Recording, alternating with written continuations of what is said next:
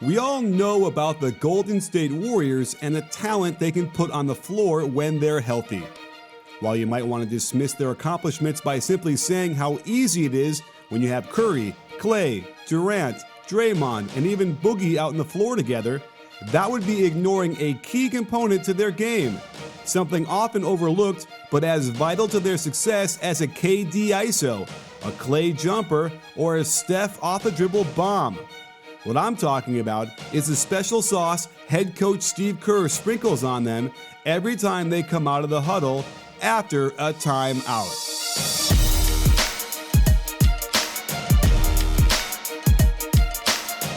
The Warriors have been an elite team in after timeout plays since Steve Kerr took over 5 years ago. And when you consider they've averaged over 13 points a game on these plays in the playoffs, you can see how their fortunes can swing on whether they execute them properly. So much of what they run relies on Steph Curry's gravity and willingness to move without the ball.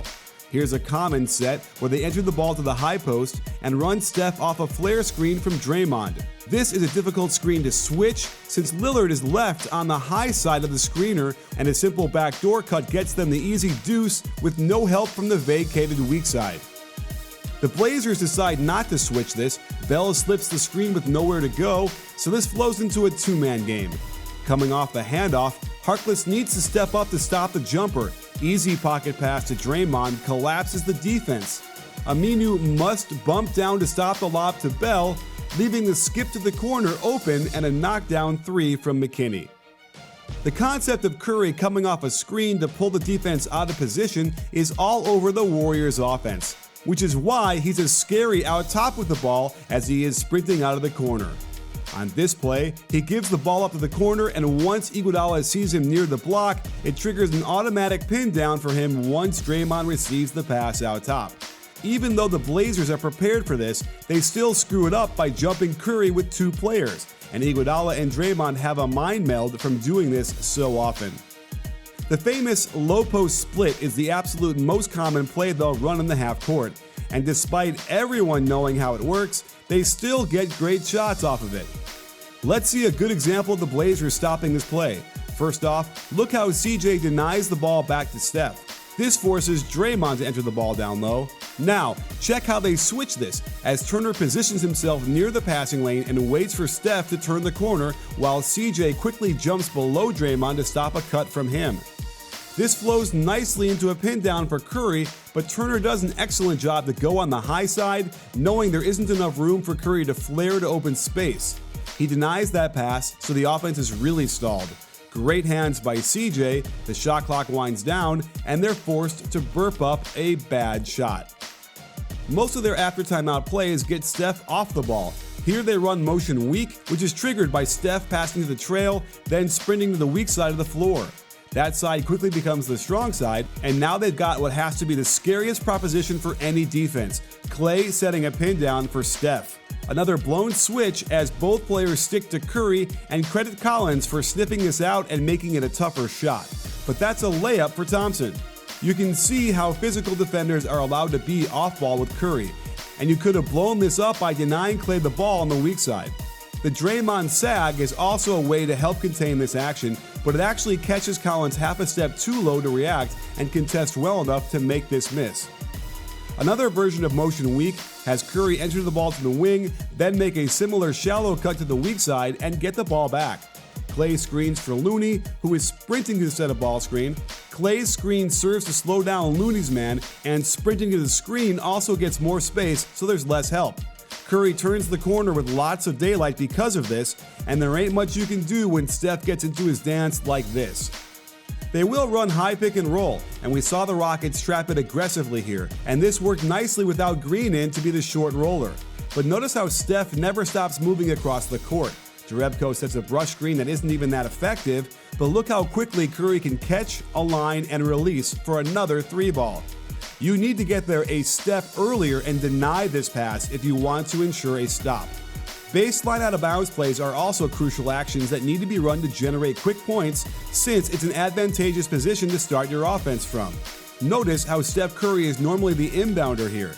Even though he's out of bounds to start, he's still the most dangerous player. The most common action they look to run is inbounding to the big man, who then passes it out top before setting a simple pin down for Curry. If you don't stay glued to Curry, he's going to get a good look, since the big man can't afford to get too high and risk letting Looney slip to the hoop. If you try and switch this action, Curry will flare towards the corner to take advantage of the extra space between him and Harrell, and that's all the room he needs. If you try and top lock this, meaning play Curry on the high side to better take away the Looney pin down, they'll backdoor you to death for easy layups. The Rockets successfully stopped this initial action with a switch. Capella is very mobile and ignores the ball to face up on Curry and deny it to him. Rivers does a nice job to use his body to impede Looney down low, and now the offense falls apart when relying on Livingston to make a play. Draymond has little choice as the shot clock is winding down and jacks up this contested shot, and I'm sure the defense is willing to live with this all day. The real key to beating the Warriors is to entice them to make the right pass, so that anyone not named Steph or Clay shoots the ball. First off, Curry is an excellent off-ball screener, great effort by Leonard to fight around and get his hands up to discourage the lob pass. Next, they switch this pin down perfectly to deny the pass back to Steph. CJ is also denying Clay the ball on the weak side. Here's the moment of truth. Who do you want shooting it? McKinney is a good choice, and you'll see Leonard rotate to stop Draymond, Hood has to bump down on Looney, and a soft closeout gets McKinney attacking right into the help. A tough floater misses, and they get the stop. Again, on the pinch post action, watch CJ deny Clay the ball, forcing them into secondary action. Leonard will no doubt help off of Bell any chance he can get, and will give him all the room in the world to dare him to shoot from the outside. It could be as simple as helping one pass away off the corner, especially when that player is Iguodala. He did not hit a single three in the 3 games he played in the conference finals. Out of this corner screen and roll, they double Steph, who quickly gets it to Draymond. However, notice how Aminu is so willing to leave Iguodala alone to stop penetration. Leonard also comes over to pressure, and it opens up the pass to Andre in the corner, and here's another reason to leave him wide open.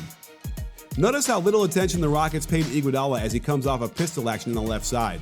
Also notice how physical CP3 is with Steph down low, and Gordon is completely connected to Clay on this screen too.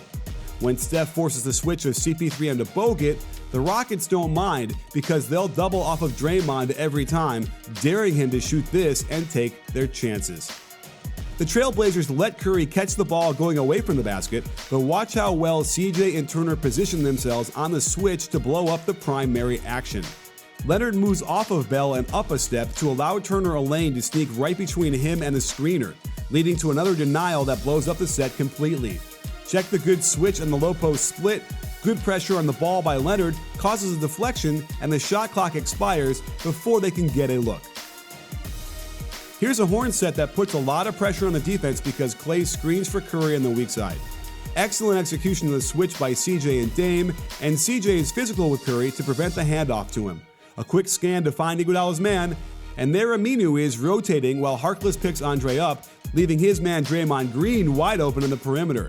It's another win as Draymond shot 25% from behind the arc in the conference finals. After timeout plays will be a big key to whether the Warriors can repeat as champions for the 3rd straight year. The easy money of a good baseline out of bounds play can easily shift a game or two in their favor. And if the Raptors can lure Iguodala, Draymond, Livingston, McKinney, and Looney into more shots than they're used to, they'll have a real shot at winning the title and shocking all us basketball fans south of the border. Of course, none of this matters that much if the stars align properly and the Warriors are able to make the one adjustment the Raptors won't have an answer for: Kevin freaking Durant. Sports fans, Coach Nick again, and thanks for watching. If you enjoyed this video, then I've got a new online basketball membership where I share with you the best of what NBA teams are doing to help you be more successful on the court. Click the first link in the description or the pinned comment below to learn more.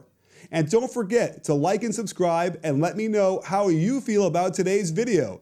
Check your settings to make sure you get notified each time we drop a new one. After all, at BBallBreakdown, we're not a channel, we're a conversation. You in?